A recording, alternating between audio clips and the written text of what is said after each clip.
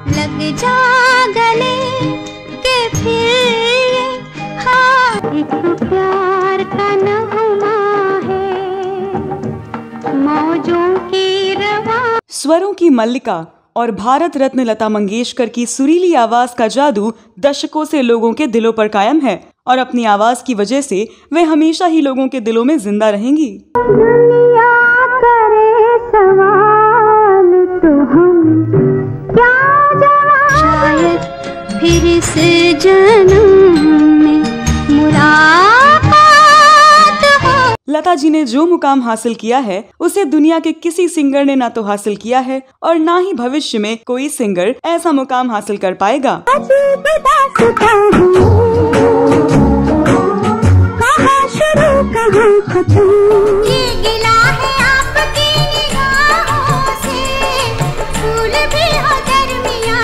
लता मंगेशकर ने एक से बढ़कर एक कालजयी गीत गाए हैं जिनको सुनने के बाद सुनने वाले मंत्रमुग्ध हो जाते हैं।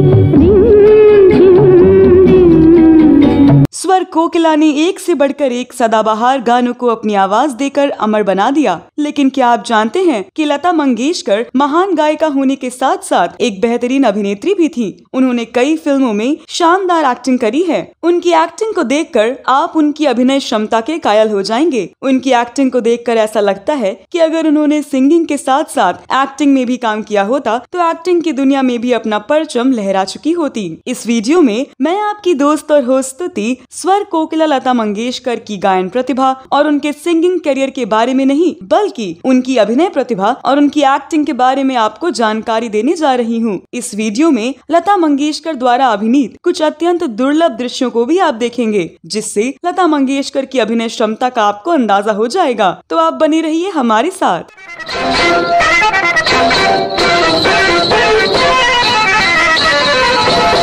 दोस्तों, जैसा कि आप जानते हैं कि लता मंगेशकर के पिताजी मास्टर दीनानाथ मराठी रंगमंच के प्रमुख कलाकार थे। साथ ही वे संगीतकार और गायक होने के साथ साथ मराठी फिल्म निर्माता भी थे।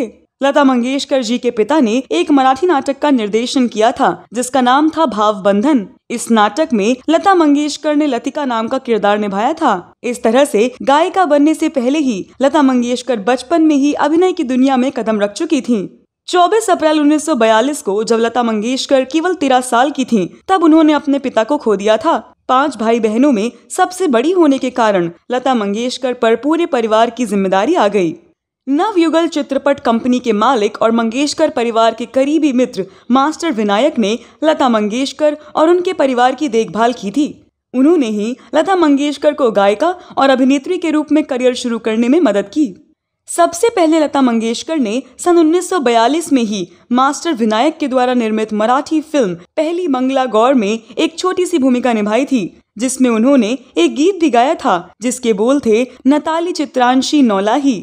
हालांकि लता मंगेशकर के द्वारा अभिनीत दृश्य तो उपलब्ध नहीं है लेकिन गीत और लता मंगेशकर का एक फोटो जरूर उपलब्ध है। तो सुनते हैं उस गीत को।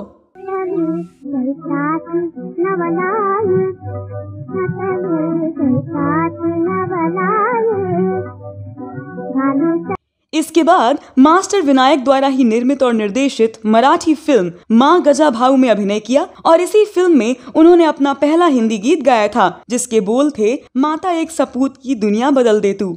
लेकिन दुर्भाग्य से ना तो ये फिल्म और ना ही उसके गीत कहीं उपलब्ध हैं।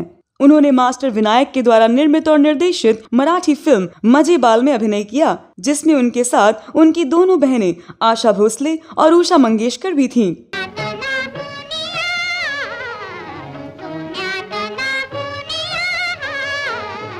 इसके बाद 1945 में आई मास्टर विनायक की पहली हिंदी फिल्म बड़ी माँ में लता मंगेशकर ने अपनी छोटी बहन आशा भोसले के साथ काम किया था जिसमें उन्होंने भजन माता तेरे चरणों में और तुम हो माँ बड़ी माँ 2 गीत भी गाए थे।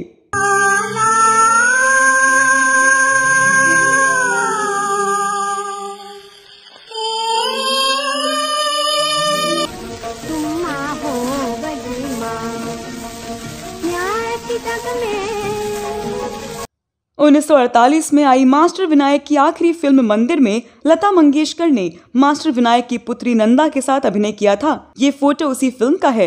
नंदा आगे चलकर एक बड़ी अभिनेत्री बनी। सन 1952 में भाजी भंडारकर के द्वारा निर्मित और निर्देशित फिल्म छत्रपति शिवाजी में लता मंगेशकर ने गीत में अभिनय किया था और उन्होंने फिल्म में गीत भी गाया था।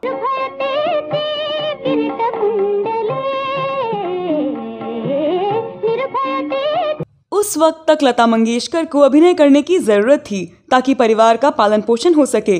इस वजह से लता मंगेशकर ने कई मराठी और हिंदी फिल्मों में नायिका की बहन, नायक की बहन जैसी छोटी भूमिकाएं निभाईं। लेकिन लता मंगेशकर को मेकअप करना और कैमरे के सामने आना पसंद नहीं था। उन्होंने सन 2008 में दिए गए एक इंटरव्यू में कहा था कि मैंने एक अभिनेत्री के रूप में शुरुआत की थी, लेकिन मुझे अभिनय करना कभी पसंद नहीं था। मुझे अभिनय करने में कभी आनंद नहीं आया क्योंकि मैं बहुत छोटी थी। मुझे मेकअप करना बिल्कुल पसंद नहीं था। मुझे बचपन से ही गीत गाना पसंद था। उन्होंने कहा कि जब सन 1947 में मास्टर विनायक का निधन हो गया और उनकी ड्रामा कंपनी बंद हो गई, तब मैंने उसके बाद पूरी तरह से पार्श्व गायन शुरू कर दिया।